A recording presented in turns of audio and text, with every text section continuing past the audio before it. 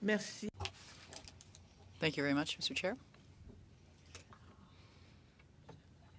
First off, colleagues, before I start, I'd like to say that I'm pleased to be here with you today on the unceded territory of the Algonquin Anishinaabe people to present before the members of the committee the supplementary budget C 2023-24 on behalf of Fisheries and Oceans and the Coast Guard.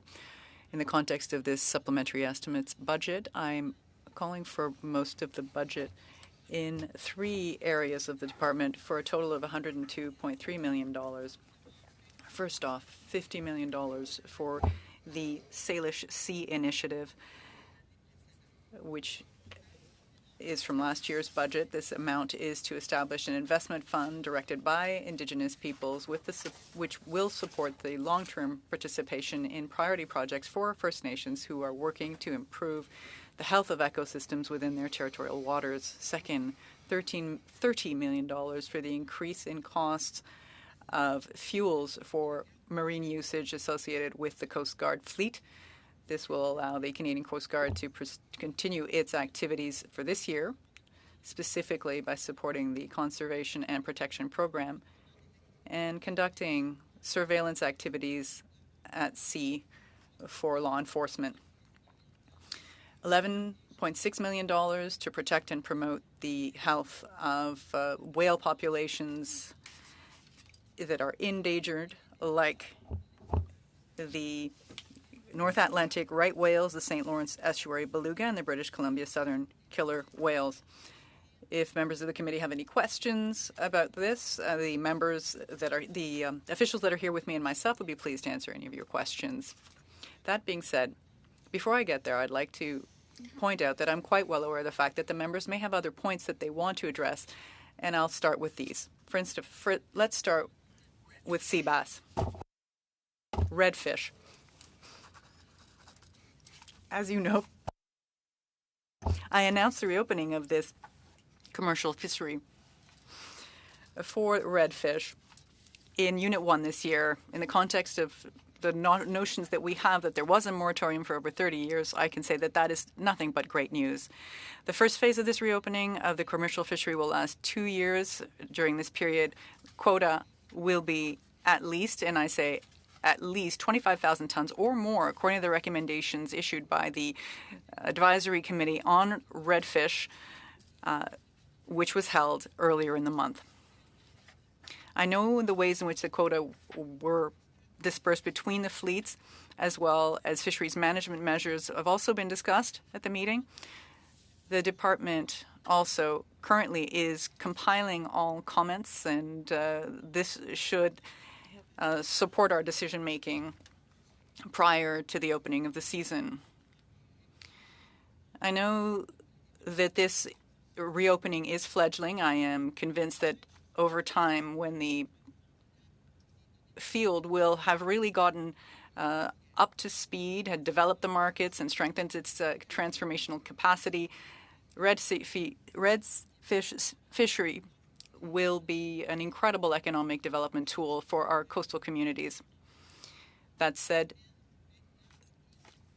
I've repeated for many months, and it is a fact, this particular fishery will not solve everything, and I would like to address the issue of the shrimp fishery. And I would like to start by expressing my solidarity for all those who've been affected by the closure this week of the processing plant Les Fruits de Mer de l'Est de Matane. I must say, it is never good news when any enterprise in the fisheries has to close down, and it's as simple as that. As we know, there are challenges that the industry is facing, and there are many.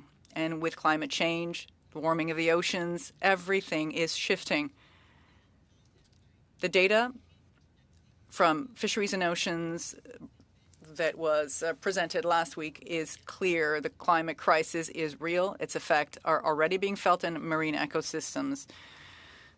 Shrimp are a victim of this, but other species will also have to deal with similar knock-on effects over the next few years. This is why we have to have a broader thought process as to what's happening in this area. We owe it to our children and grandchildren. Last week, I had a constructive meeting in Ottawa with representatives from the Association des Capitaines Propriétaires de la Gaspésie, the Regional Acadian Federation, and the Fish, Food, and Allied Workers. We addressed the difficult situation that the crab fishers in the estuary in the Gulf of St. Lawrence are currently facing, but also the importance of supporting fishers and processors in the region.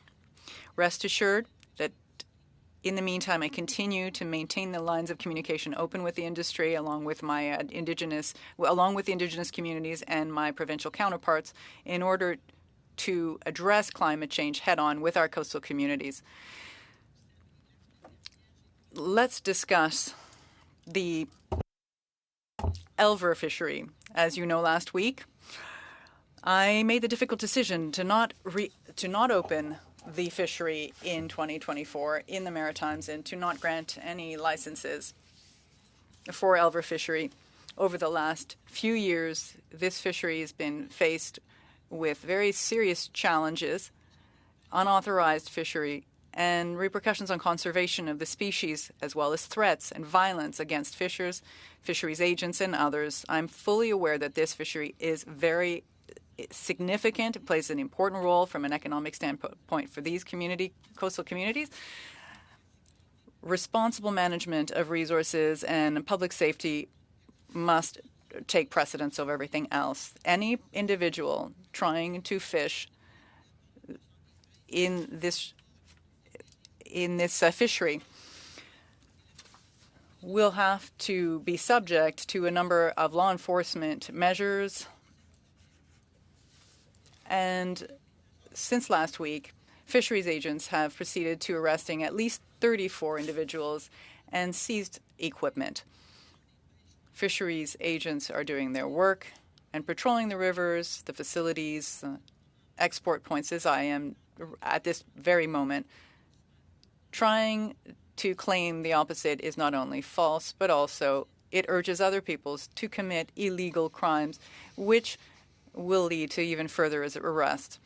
Mr. Chair, allow me to say that I find this deplorable and absolutely irresponsible. The department is continuing its work to bring about the necessary changes to the regulations and to management in order to make sure that the safety and sustainability of this fishery is ensured for all fishers. The fishery will reopen only when these measures have been fully implemented. On this note, thank you to all. I am now prepared to answer any questions you may have. Thank you. Thank you, Minister. And before I go to questions, of course, I want to welcome a colleague to Fisheries and Oceans Committee. I don't know if he's been on it before. I don't think he has. But he might learn something today about fish. I don't think there's much fish around he's riding in Toronto. But I'd welcome James Maloney to committee today. And I'd remind him to behave himself here or he'll get in big trouble. So for our first round of questioning, we'll start off with Mr. Small for 6 minutes or less, please. Thank you, Mr. Chair. And I welcome the witnesses here today, especially the Honourable Minister. Last year, through the Chair, the logbook data for northern cod was not analysed. When was the last time that the catch rate data for northern cod, per unit data from the logbooks, was analysed? We'll have to come back to you. I can't answer. Okay, so I submitted an order paper question in October.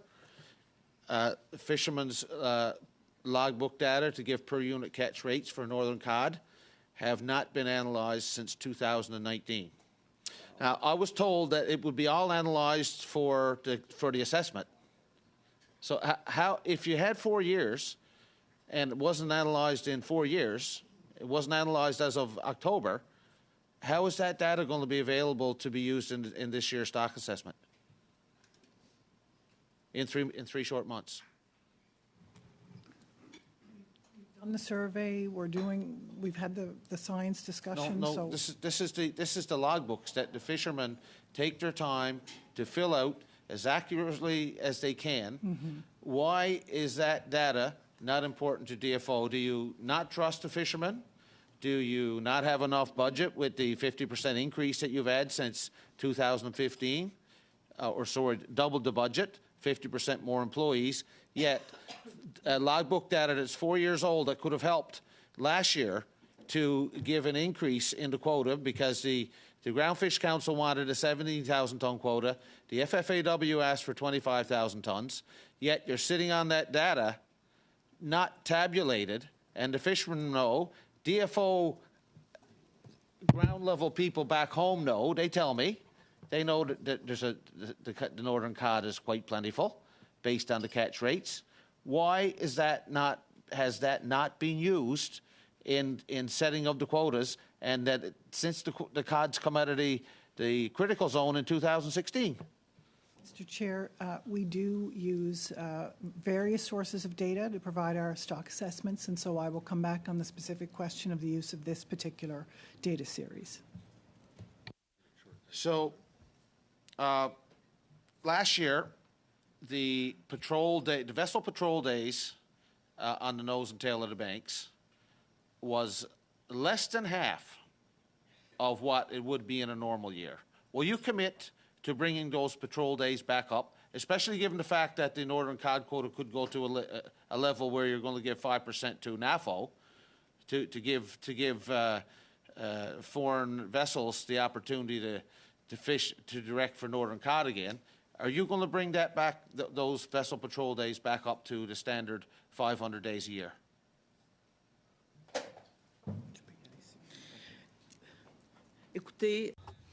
Look, I just completed a tour of the United States where I had the opportunity to meet with the Coast Guard, the U.S. Coast Guard, and we made sure to actually work in a collaborative way to make sure that we can protect our borders from illegal fisheries. So there's important work that needs to be done, the U.S. and Canada together, to make sure that we protect our borders and also to protect ourselves against illegal fisheries. Laboutier. I'll turn my time over to Mr. Arnold now. Thank you, Mr. Spall. Thank you for being here, Minister. Minister, your department was a funding partner of BC's Invasive Mussel Defense Program that inspects watercrafts at BC's borders. But you allowed that funding to lapse last year, and that decision has directly weakened the most effective protection of BC's waters against aquatic invasive species, especially zebra and quagga mussels. In 2022, your government supported the BC Mussel Defense Program with $475,000. This was completely cut in 2023, and for 2024, you have announced only $90,000 for the program, a reduction of over 80%. Why has your government abandoned BC's Invasive Mussel Defense Program? Je vous remercie pour votre question. Thank you for the question. In fact, I can tell you that Madame Baron sent me a letter last March 7th, and our department, we announced last February additional funding in the fight against these two zebra and quagga mussels, so funding of over $500,000, which I think is a step in the right direction, but we need to work to continue to do our work together to fight these invasive species that are truly problematic all around the country. Of course, the zebra mussel is one of these species. You must be aware of the costs in Ontario lakes. The British Columbia government did a study estimating that it could be up to $120 million for the province just in annual maintenance costs. Why are you continuing to expose BC taxpayers to these permanent costs and damages that could be prevented with a strong preventative defense program?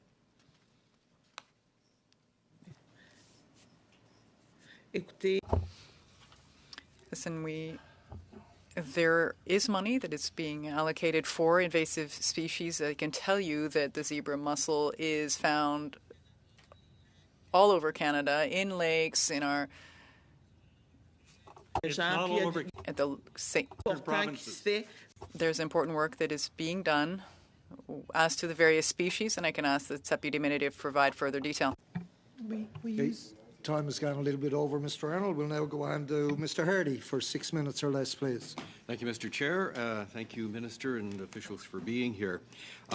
At our last meeting, the issue of carbon tax came up, and I was hoping that word got to you, Madam Minister, to give us a definitive answer on the impact of the carbon tax on marine fuels. So, what can you tell us about that? Merci. Merci beaucoup. Thank you very much, Mr. Hardy, for your question. Mr. Chair, what I can say is this. As to the carbon tax, we have received really wonderful information that was submitted by our colleague, Mr. Morrissey, indicating that the fuel used for fishing operations is not subject to the price on pollution. And I would like to note, as Mr. Morrissey said, that climate change is a major concern for Canadians, the Atlantic region, and the Quebecers, as well as a concern for people in the Pacific regions, for all people, for all oceans. These are concerns that we are all experiencing in the realm of climate change. And as I've said, with respect to the the carbon tax, it's not subject to the price on pollution. To answer, Madam Minister, hopefully that clears things up for dear leader and a few others. A number of us have been on this committee since 2015 or early 2016.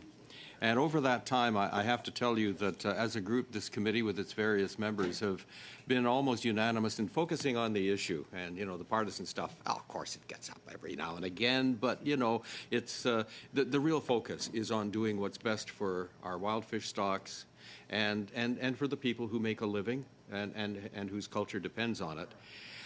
We have come up with any number of excellent reports with very solid recommendations. We have a concern that very few of those recommendations are ever acted on. And I'm wondering if, in your short time as minister, you've had the time to go back and assess the performance of the DFO in addressing the concerns that we've raised and our suggestions for how to resolve them. Merci. Thank you. Thank you for the question. I'd like to mention, for the benefit of all colleagues around the table, and you're well aware, I'm from the Gaspé. My riding is Gaspésie-les-Îles-de-la-Madeleine, so climate change, I experience these. And everywhere that I've gone to meet with fishers in the Atlantic, in Quebec, on the West Coast, and even in the Arctic, all fishers are concerned today about the effects of climate change. And even in successful fisheries, like in the lobster industry, there is concern that's being raised by these associations and the fishers. And I can assure you that I take into consideration all of the work that is done by this committee. And it matters, you know, along with the recommendations that you make. I would say this. The work that you've done on foreign property, the protection of the owner operator model, that's also very important. I hear about this on the West Coast, the importance of getting back to that kind of a model where it's a sort of a captain operator owner model. So as far as I'm concerned, the committee's work is well thought out, and you provide important recommendations in the work that I will be doing. I will be taking into consideration the committee's recommendations. I would, your colleagues up there have quite often been present and have heard directly our frustration that actions that we feel are necessary and valid are not happening, or certainly not happening quickly enough. Madam Minister, I wonder, you know, given, if you look at all of the recommendations, all of the things that we have studied and suggested and surfaced in terms of issues and resolutions, are the resources of the DFO sufficient to deal with those effectively and in a timely manner on top of all of the other things that they're also expected to do, like stock assessments, which in many cases are far, far behind schedule. You know, do they have enough resources, or are those resources managed effectively? Pour moi, To my mind, what I can tell you about the resources of the department, it's important to have resources, if only for small craft harbors. It's a tool that's important for the fisheries industry. We really have to look at the sector as an economic development sector. We have to make sure we have the resources necessary to allow for things like in the Maritimes, if we look at everything regarding aquaculture, for mussels, oysters, that we have high-quality products. When we look at the West Coast as well, we have to be able to work in close cooperation. Given climate change, we will have issues, a food security issue. So we have to have people in the field who will allow us to do our job even better. We were talking about invasive species a minute ago. It'll be important to work in even greater cooperation with scientists in order to make the best possible decisions in the future, together with the people in the fisheries sector when it comes to capture, to make sure that our products have added value. We can no longer allow ourselves to have food waste in this sector. We have to use all our products the best way possible, because we had meetings last week. We provided information to the media.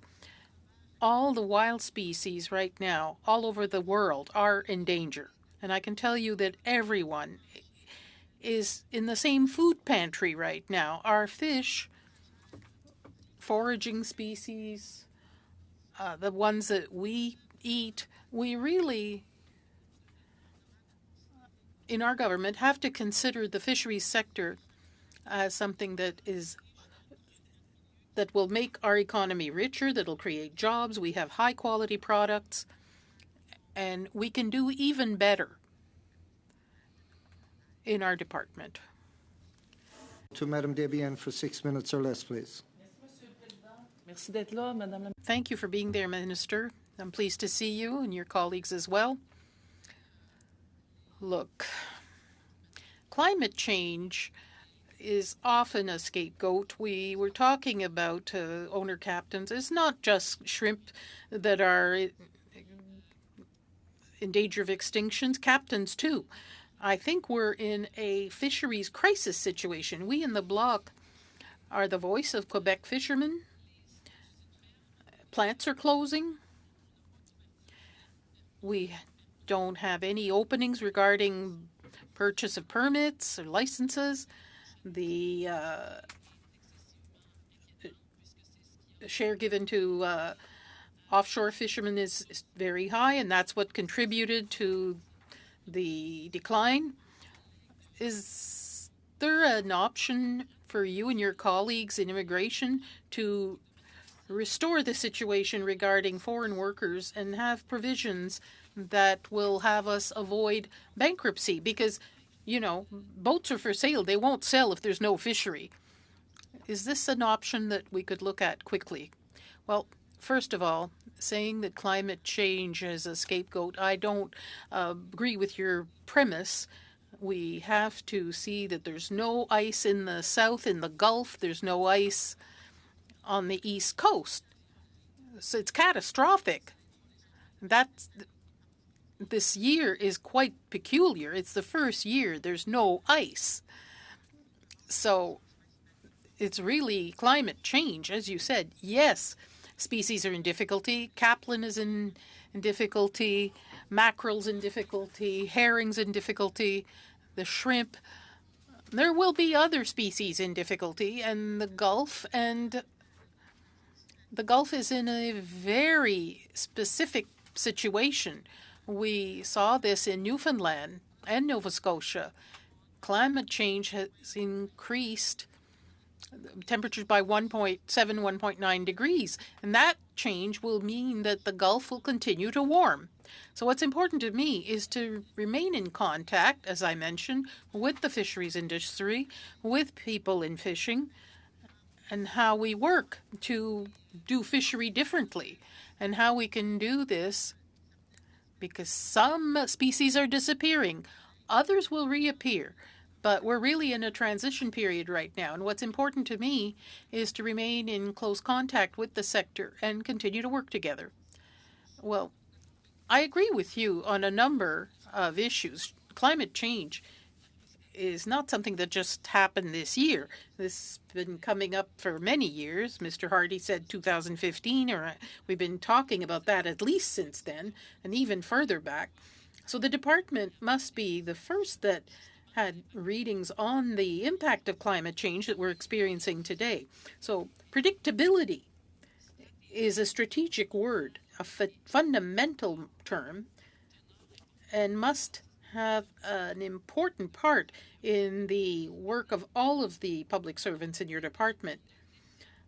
Our nose is right in it now, and we have seen with the witnesses we heard that predictability doesn't seem to have been something important in your department. Now, I'm not blaming you. You haven't been there long, but now that we are in a crisis situation, and I repeat that, it's all nice to say that I'm staying in contact with these people, but first of all, we have plants closing. There are workers who don't have jobs. We have confirmation that these workers had been recognized and identified. They were prepared to go back. We have to sit down quickly so that other plants don't close, because closed plants means people on employment insurance, and they don't even qualify sometimes. I think it's a crisis, and that's what the industry is asking for. Crisis cell where you'll be there, the immigration minister will be there, the owners, the fishermen, and see what we can do to act within a week. In a week, it's going to be all over for some of them. I'd like an answer to that, please. Well, look, what I can tell you is that I've had both hands in this for many years. If we look at predictability, you're totally right. But as I said with my colleagues regarding shrimp fisheries, in the past 4 years, I experienced this as an MP.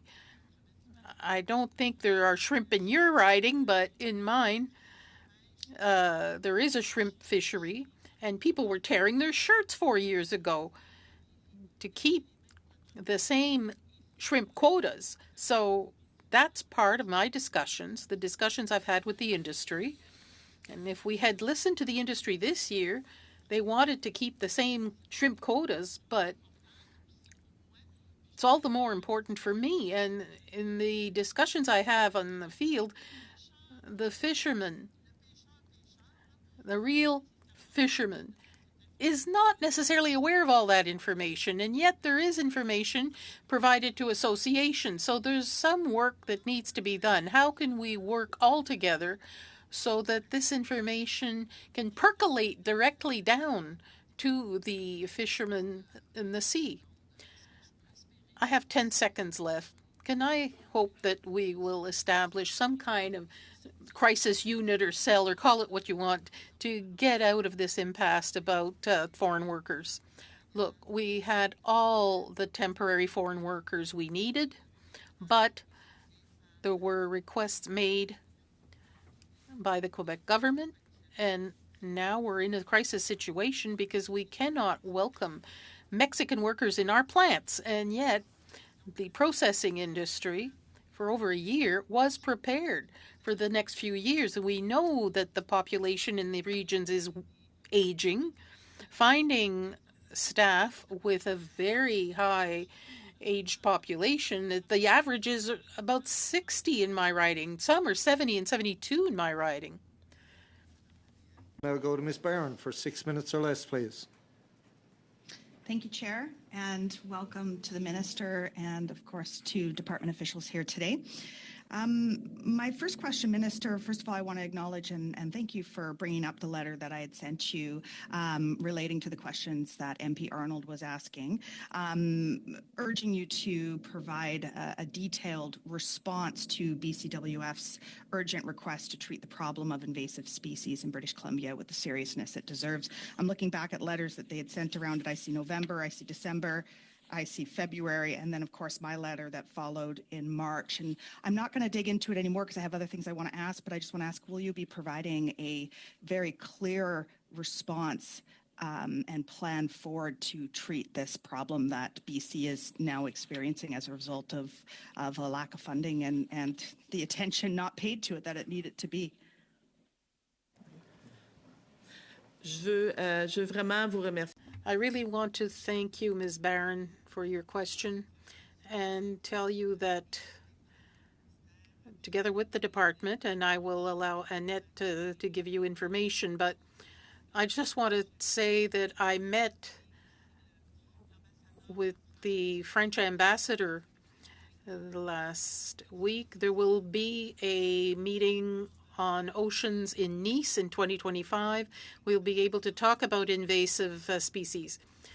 Thank you, Minister. Just a moment, just because I have other questions I need to get to. If you can just tell me if they'll be getting a response in the near future, that clearly articulates the plan forward. And then I'd like to move on to the next question. I do appreciate the details, but not right now. Oui, on va vous donner une réponse. Yes, you will be getting an answer in very short notice. Thank you. Minister, I wanted to ask, I know that the Prime Minister had provided a mandate to your predecessor, Minister Murray, with a clear mandate to transition away from open net pen fish farms by 2025. And I'm wondering if you could please share, has this mandate changed? Is there any updates on this mandate that I should be aware of?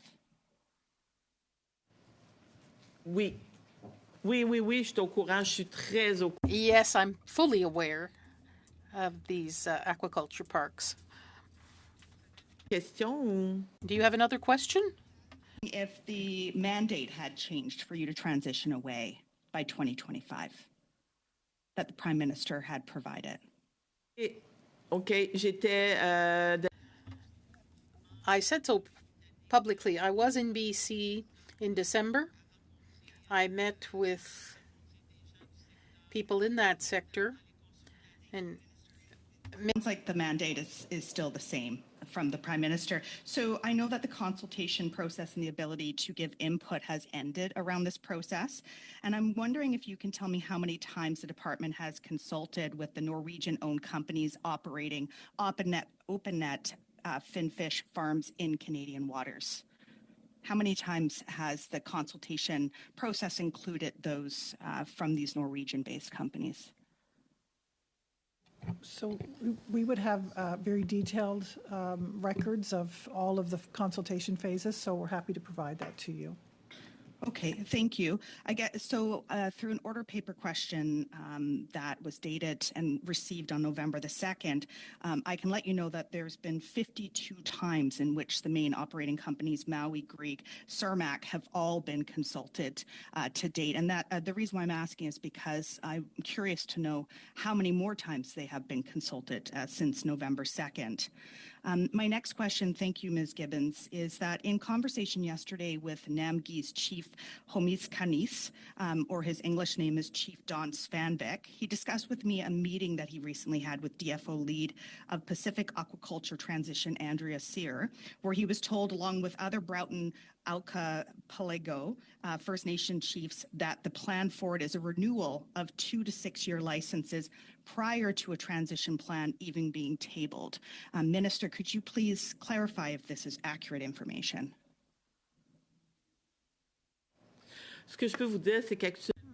What I can tell you is right now we're in consultation. I have people in my team who will be in BC next week.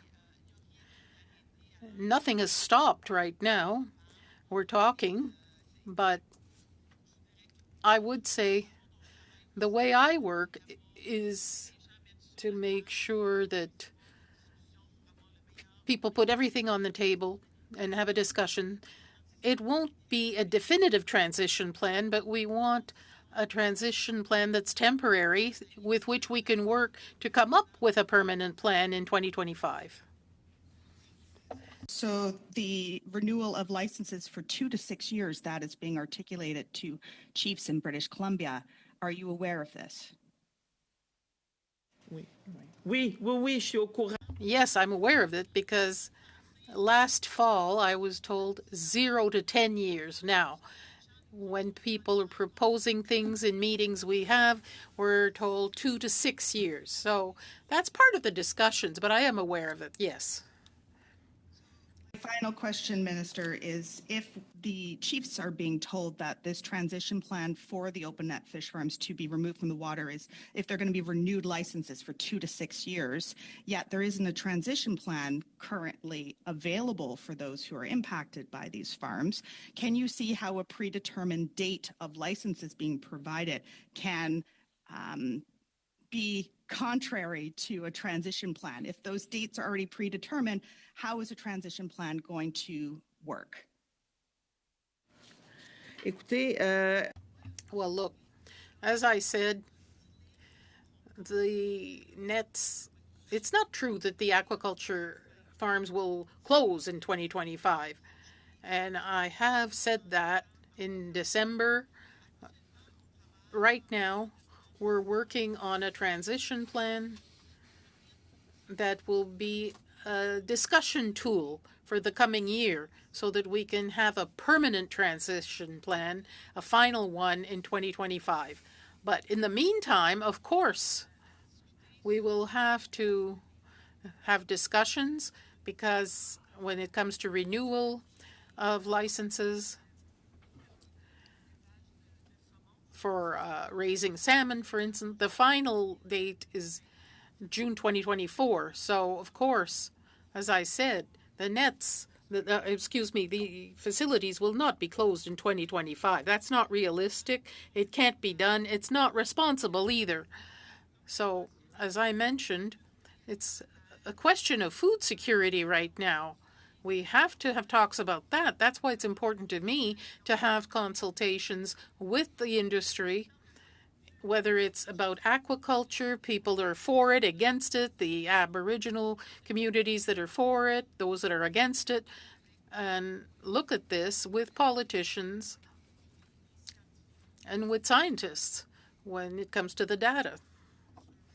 Merci. Mr. Perkins, for 5 minutes or less, please. Thank you, Mr. Chair. Thank you, Minister. Liberal Fisheries number 4, who I defeated in the 2021 election, in 2020 did a complete moratorium, as you have done, on the Elver fishery. In 2021, how much did poaching decline as a result?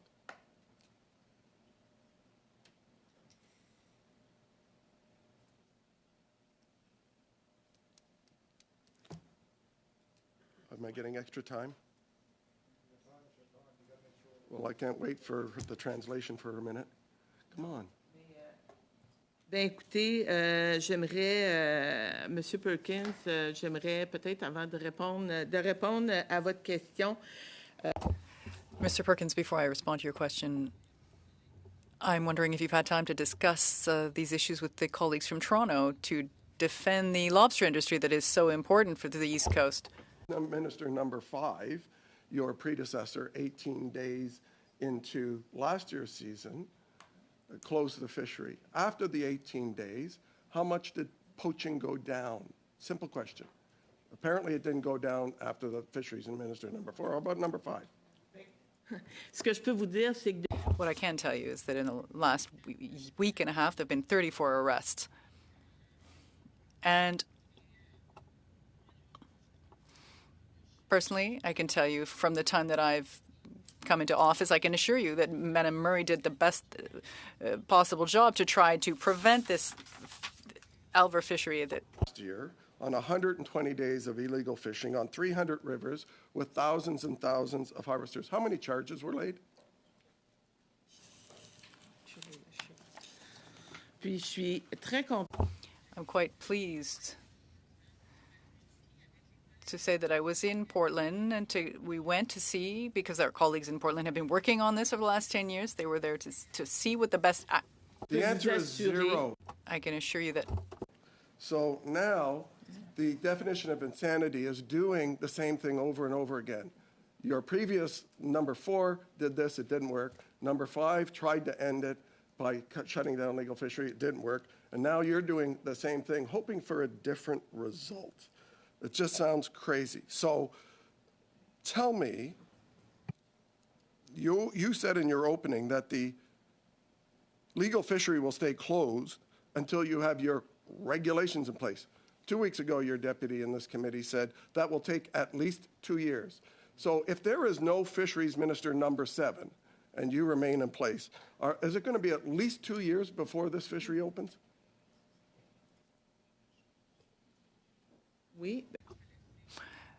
I'll defer to my officials.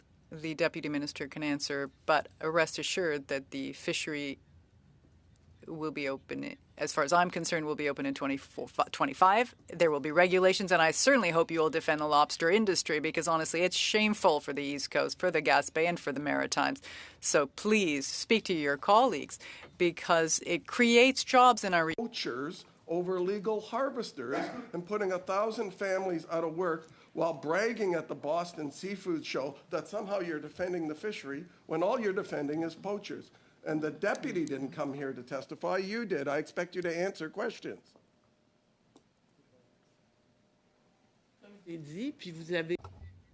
You've heard what I did say at the beginning of my opening statement, which is that we're going to make sure that we have a responsible fishery, one that is safe. Turn it over to you, since I can't seem to get any answers out of the minister. Thank you, Mr. Chair. Madam Minister, just have one question. Obviously, one of the primary roles of the Minister of Fisheries knows is to hear from the stakeholders and the harvesters and those who will be most affected by your decisions. I think the input that we've been hearing at studies and at this committee for a long period of time has been very clear, and they feel like the government has not been hearing or responding to their direct input and advice. And one such example of that is that over the last 8 years under this government, they have hired no less than 400 additional HR employees and roughly only a net of 60 new enforcement officers these past 8 years, according to the Conservation and Protection Agency. That is an absolute indictment on the government and missing the priority. Do you have any answer to that?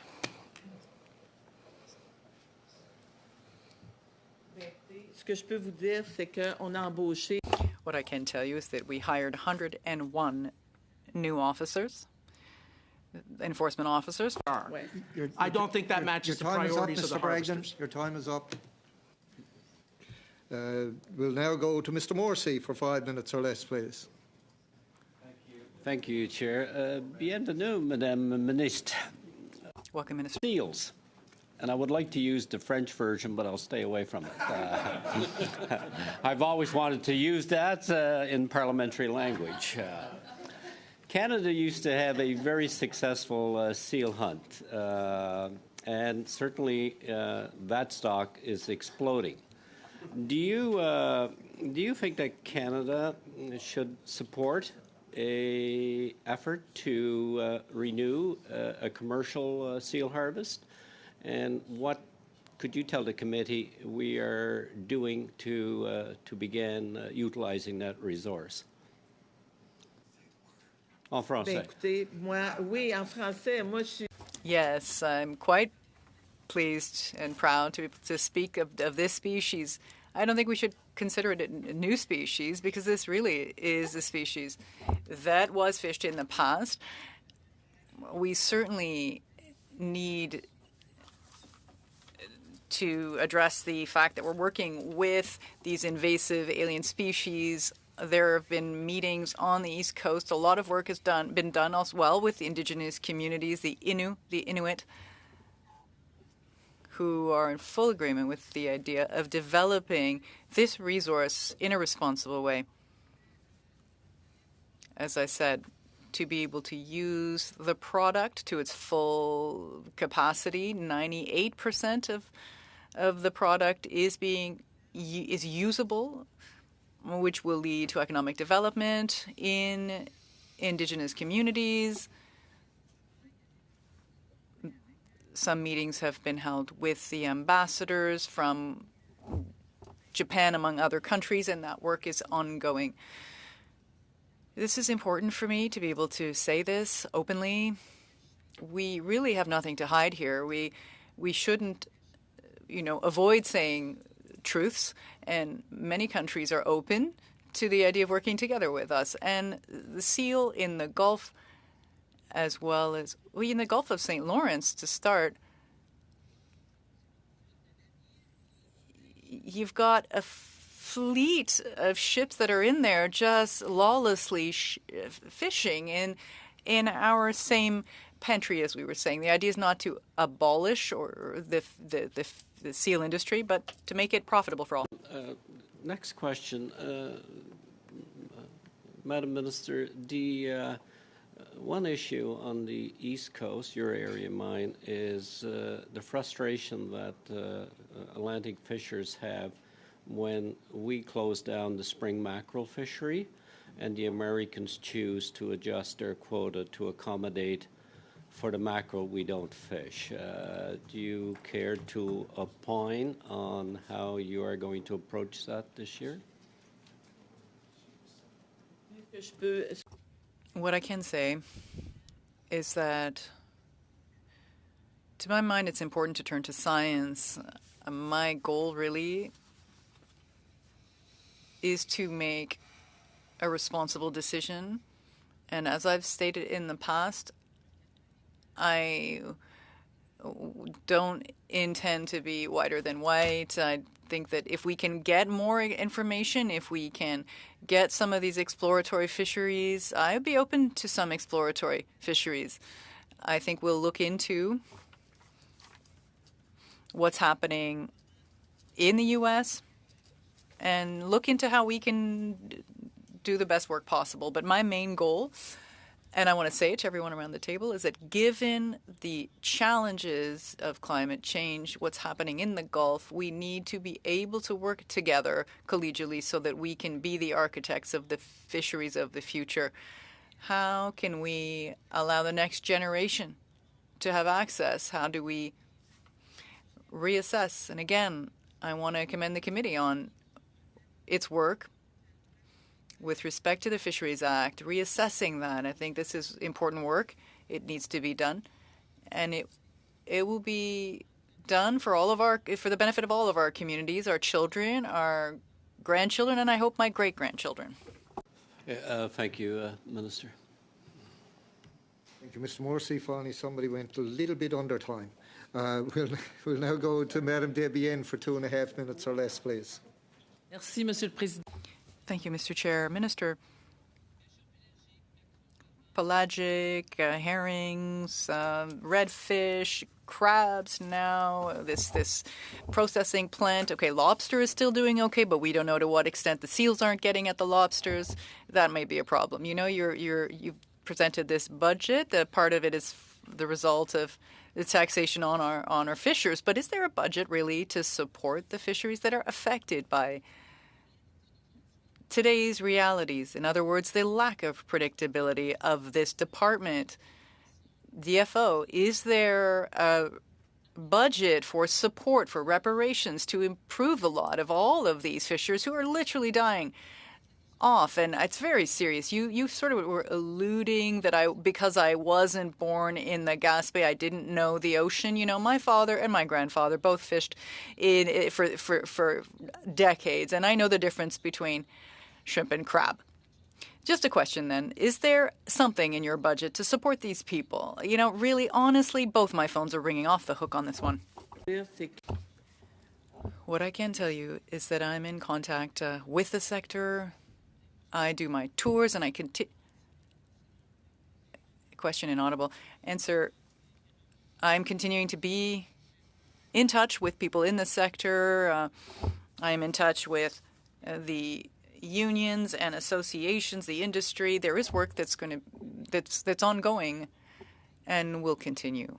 And as I was saying to people last week, having a permit a license is a privilege. question is not on the mic. So this is a public resource. It belongs to all Canadians. It needs to... Microphone, please. So it has to be harvested well. Could things be done differently? Yes, I think it's important now, given the new Fisheries Act and the work that needs to be done to protect our future in the fisheries. As I said, when is the next Fisheries Act coming? The architect of the fisheries. So certainly we are looking forward to this. Well, we need to have great hopes, says the minister. We are looking forward to this. Thank you. We'll now go to Ms. Barron for 2.5 minutes or less, please. Thank you, Chair. I just want to confirm that you can hear me okay. Are the translators able to hear me okay? Okay, I was told that there might have been some problems with my sound there. So, okay, I think I'm going to continue on then with that, if you can hear me.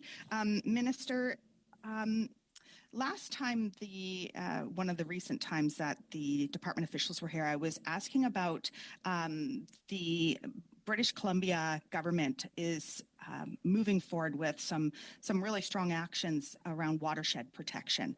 Now more than ever, we need to have leadership at all levels of government to protect our watersheds with, lower than ever snow and rain. We're seeing droughts. They're just essential as we move forward with climate action. I see you nodding and agreeing with that. Now, the NDP government in British Columbia is seeking support from the federal government to match the funds for a watershed security fund. Now, I noticed the letter that went out to your colleagues, the Minister of Environment and Climate Change, the Minister of Finance, and the Minister of Emergency Preparedness. I noticed that you're not included on this, but I will certainly forward it your way as well so that you are aware. I was hoping to get your response on this and the importance of us having leadership at all levels of government working together to protect our watersheds. Well, look, you're right to mention it. We've seen now with the winter, and I think it's the reality everywhere. There isn't much snow cover, and now we're still concerned about another wildfire season.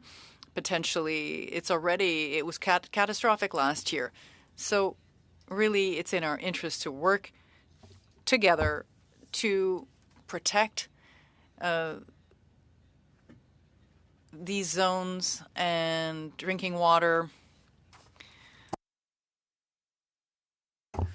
This groundwater, all of these waters that will end up in our rivers and our oceans. To my mind, this requires cooperation. Merci, Madame la Ministre. J'aimerais que vous examiniez la lettre que je vous ai transmise.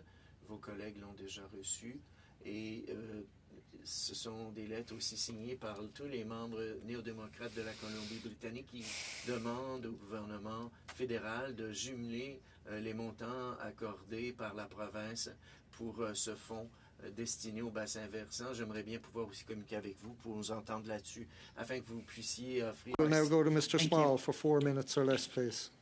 Thank you, Mr. Chair. And Mr. Hardy mentioned earlier about basically reports coming out of this committee, and it seems to us that they're collecting dust. Well, we've had the mackerel report that was completed last year, and the pinniped report. And you recently said, Madam Minister, that seal meat would become the new lobster, so I guess you've been hopping on the marketing plan. What government departments have, because it also recommended a whole of government approach to developing markets. Can you name the government departments that you've worked with so far? Because marketing was identified as the most needed thing to bring back a viable sealing industry. Which government departments? Just name the departments, please.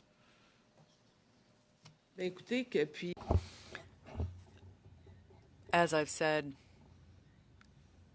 as soon as I took office as a minister, it was a part of my priorities. Just like the name of the departments that you've engaged so far in helping to develop markets, please. J'ai des discussions avec I have discussions with Minister Ng. I had discussions with Minister Ng. Mary Ng. Thank you. Well, I hope she's helping you out. She needs to. When is the crab management, Madam Minister, when is the crab management plan coming down? The fishery in Newfoundland and Labrador is 10 days away. When can we expect the crab management plan in Newfoundland, Labrador waters? May? bientôt. Soon. Soon. Okay. Hopefully it's within 10 days. Well, I've got a little with the budget cuts that's been requested of your department, $15 billion to be shared amongst everybody, I guess, by Minister Freeland in the fall. I want some yes or no answers. Will you commit to not cutting fisheries management science funding?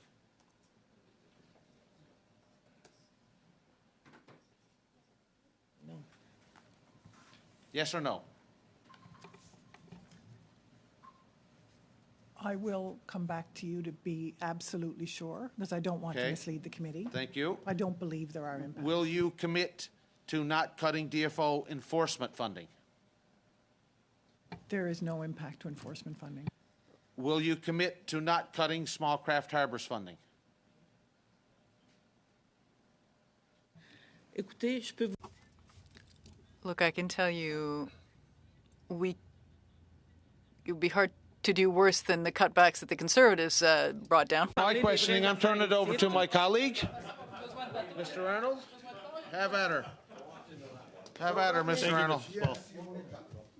Very quickly, Madam Speaker, or Madam Minister, I'd like to inform you that at this point, zebra and quagga mussels are not all over Canada, at least not that we know of, contrary to what you said earlier in the meeting. We need prevention programs in place that your department has been cutting funding to. Why do you continue to ignore the threats of aquatic invasive species, especially zebra and quagga mussels, and the risks that they pose to fish populations, including wild salmon and ecosystems in British Columbia and Western Canada?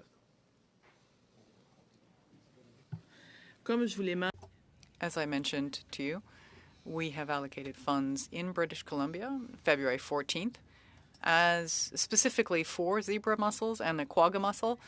We're talking about more than $500,000 for that. So that is a step in the right direction. Should we do better, more? Yes. We need to continue to work at this because invasive species, you see it with the green crab, the lamprey, mussels, and there's going to be work that needs to be done. Education, raising awareness among the public. Thank you, Minister, for appearing before the committee again today. I understand you have leave after the first hour, and the officials, some of them are staying, and a couple of more are going to add to the table. So we'll suspend for a moment now as we switch out for some of the panelists.